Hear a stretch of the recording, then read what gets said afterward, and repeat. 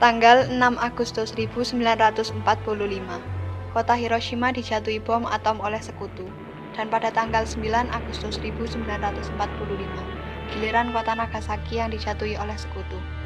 Kejadian ini memberikan penderitaan bagi rakyat Jepang. Pasukan Jepang semakin lemah dan pada tanggal 12 Agustus 1945, Soekarno dan Hatta selaku pimpinan PPKI dan Rajiman Widyodiningrat sebagai mantan ketua BPUPKI diterbangkan ke Dalat, 250 km di sebelah timur Laut Saigon, Vietnam, untuk bertemu Marsekal Terauchi.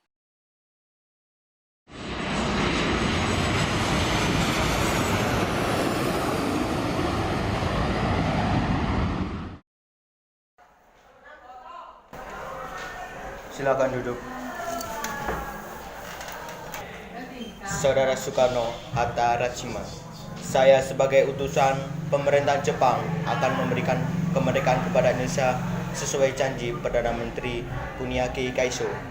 Dengan cara apa Jepang memberikan kemerdekaan kepada Indonesia? Dengan memproklamirkan kemerdekaan Indonesia, dan itu dapat dilaksanakan beberapa hari ke depan tergantung cara kerja PPKI. Benar, saya sangat setuju. Karena PPKI adalah badan yang bertanggung jawab untuk melindungi proklamasi kemerdekaan. Saya sependapat dengan Anda, Bung. Tapi kita harus tetap menyegerakan memproklamirkan kemerdekaan Indonesia. Maaf, tetapi pihak Jepang meminta proklamasi kemerdekaan Indonesia dibacakan paling cepat tanggal 24 Agustus 1945. Baiklah, akan saya pikirkan kembali permintaan Anda, karena kami harus membicarakannya dengan PPKI terlebih dahulu. Baiklah, kalau begitu kami undur diri. Terima kasih. Baiklah, hati-hati di jalan.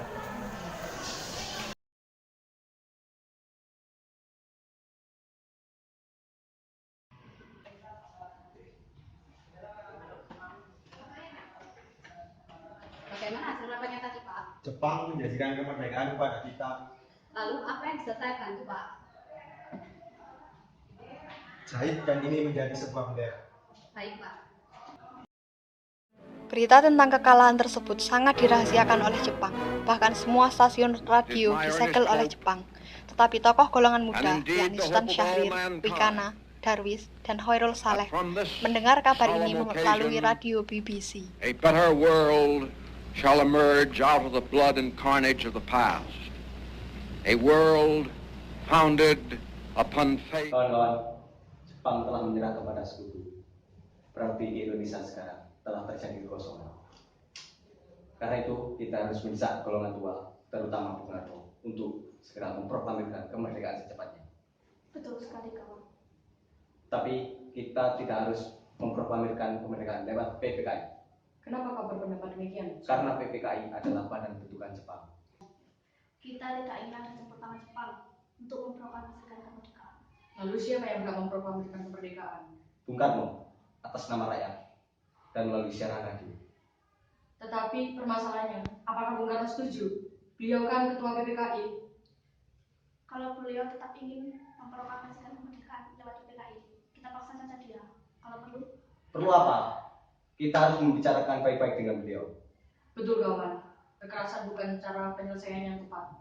Sebaiknya setelah Bung Karno pulang dari Dalat, kita harus segera menemuinya. Keesokan harinya, pada tanggal 15 Agustus 1945, pukul 8 waktu Indonesia Barat, golongan muda revolusioner mengadakan rapat di gedung-gedung lembaga bakteriologi di Pegangsaan Timur. Dan mereka tetap berpendirian bahwa kemerdekaan adalah hak dan urusan rakyat Indonesia sendiri. Dan hasil keputusan rapat tersebut disampaikan oleh Wikana, Hoirul Saleh, Soekarni, dan Darwis kepada Bung Karno. Selamat malam, Bapak. Selamat malam, silakan. Ada maksud apa lagi Anda kemari? Sekarang. Malam ini juga kita kobarkan revolusi. Kami sudah siap mempertaruhkan jiwa kami. Jika Bung Karno tidak mengeluarkan proklamasi ini juga, akan terlibat pertumpahan darah dan pembunuhan besar-besaran. Ini batang leherku. Seret aku ke pojok dan potong malam ini juga. Tidak usah menunggu besok. Jepang dan masa silam. Sekarang kita harus melawan Anda. Jika saudara tidak setuju dan mengira bahwa Anda sudah siap untuk memproklamasikan kemerdekaan, Mengapa Anda tidak memproklamasikan kemerdekaan itu sendiri? Mengapa meminta Soekarno untuk melakukan hal ini? Apakah kita harus menunggu kemerdekaan itu diberikan kepada kita sebagai hadiah? Mengapa tidak rakyat itu sendiri yang memproklamasikan kemerdekaannya? Mengapa tidak kita yang memproklamasikan kemerdekaan sendiri sebagai suatu bangsa? Kita semua tahu bicaranya dengan Jepang. Saya hanya takut Jepang melakukan kemusrihan. Jika kita benar salah, maka akan ada banyak petualangan sejarah. Setelah mengetahui pendirian golongan tua, pada pukul 12 malam, golongan muda melakukan rapat di asrama Baperpi, Jalan Cikini 71. Dalam rapat itu diputuskan untuk mengungsikan Soekarno dan Hatta ke Rengas Dengklok. Tujuannya adalah agar Insinyur Soekarno dan Dr. Andes Muhammad Hatta tidak terpengaruh oleh Jepang. Di sini, mereka kembali meyakinkan Soekarno bahwa Jepang telah menyerah dan proklamasi kemerdekaan segera dibacakan tanpa pengaruh Jepang. Pada pukul 4 pagi, tanggal 16 Agustus 1945, Soekarno dan Hatta dibawa ke Rengas Dengklok oleh Khairul Saleh Sudanjo Singgi yang merupakan anggota PETA yang melakukan hal tersebut. Kenapa Anda tetap bersikukuh kalau proklamasi disusun oleh PKI, Bung? Bukannya saya tidak setuju proklamasi dibuat oleh kita sendiri, tapi kita harus memikirkan situasi terlebih dahulu agar rakyat tidak menjadi korban. Kami golongan muda dan PETA tetap akan berada di belakang Anda jika terjadi apa-apa, Bung.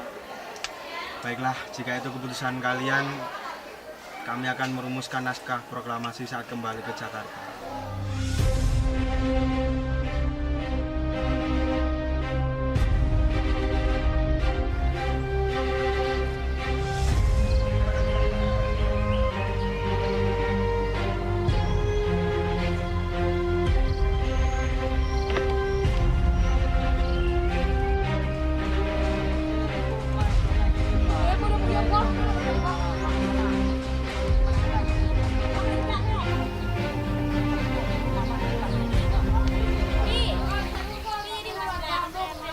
Revolusi sudah berada di tangan kami, dan kami memerintah Bung Karno, kalau bukan malam hari ini, untuk merevolusikan. Lalu apa?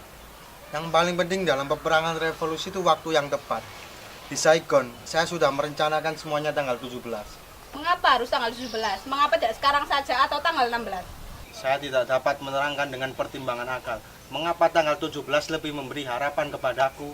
Akan tetapi saya merasakan di dalam kalbuku bahwa itu adalah saat yang baik. Angka 17 adalah angka suci. Pertama-tama kita sedang berada dalam bulan suci Ramadan. Waktu kita semua berpuasa. Ini berarti saat yang paling suci bagi kita. Tanggal 17 besok hari Jumat. Hari Jumat itu Jumat Legi. Jumat yang berbahagia. Jumat suci. Al-Quran diturunkan tanggal 17. Orang Islam sembahyang 17 rakaat. Oleh karena itu, kesucian angka 17 bukan buatan manusia. Sesampainya di Jakarta, Soekarno, Hatta bersama Laksamana Maeda menuju Maijen Nishimura untuk berunding. Tetapi Nishimura tidak mengizinkan proklamasi kemerdekaan. Kemudian mereka menuju rumah Laksamana Tadashi Maeda di Jalan Imam Bonjol nomor 1. Setelah pertemuan itu, Soekarno dan Hatta kembali ke rumah Laksamana Maeda. Silakan pakai rumahku saja, Bung Karno. Keamanan akan saya jamin. Terima kasih. Uang mana yang bisa mengubah? Ruang makan dan serang depan. Di ruang makan rumah Laksamana Maeda itu dirumuskan teks proklamasi kemerdekaan.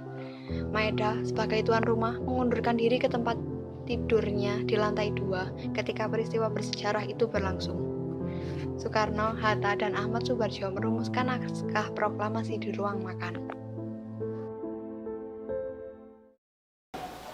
Keadaan yang mendesak telah memaksa kita semua mempercepat pelaksanaan proklamasi kemerdekaan. Rancangan teks telah siap dibacakan di hadapan saudara-saudara. Dan saya harapkan benar bahwa saudara-saudara sekalian dapat menyetujuinya sehingga kita dapat berjalan terus dan menyelesaikan pekerjaan kita sebelum fajar menyingsing. Kepada siapa saja yang hadir di dalam rapat ini agar dapat menandatanganinya secara bersama. Saya kurang setuju, sebaiknya naskah proklamasi ditandatangani oleh Soekarno dan Hatta atas nama bangsa Indonesia. Bagaimana hadirin? Setuju.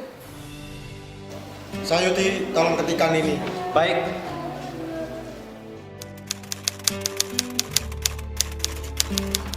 Ini Bung. Terima kasih. Sama-sama.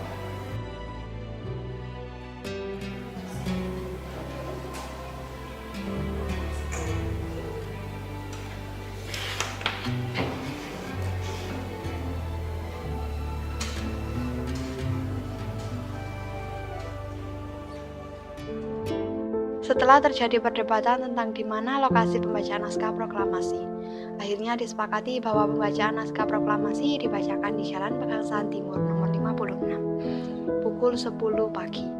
Para undangan dan warga Jakarta pun berbondong-bondong menuju kediaman Bung Karno tersebut.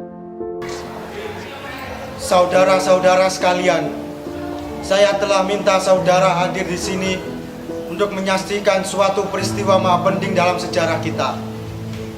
Berpuluh-puluh tahun kita bangsa Indonesia telah berjuang untuk kemerdekaan tanah air kita, bahkan telah beratus-ratus tahun. Gelombangnya aksi kita ini untuk mencapai kemerdekaan itu ada naiknya, ada turunnya.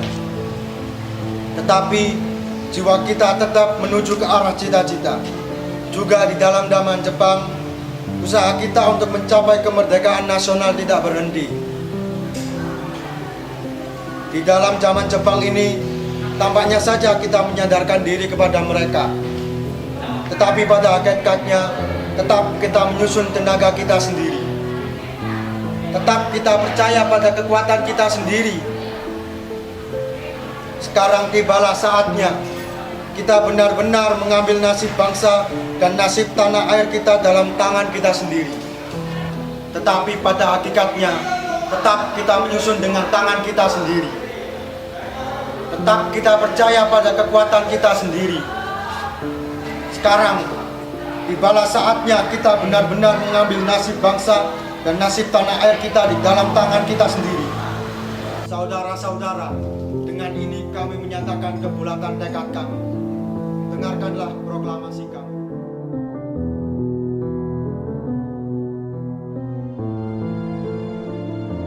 Proklamasi. Kami, bangsa Indonesia, dengan ini menyatakan kemerdekaan Indonesia. Hal-hal yang mengenai pemindahan kekuasaan dan lain-lain diselenggarakan dengan cara saksama dan dalam tempo yang sesingkat-singkatnya. Jakarta, 17 Agustus 1945, atas nama bangsa Indonesia, Soekarno, Hatta. Merdeka! Merdeka! Merdeka! Merdeka! Merdeka!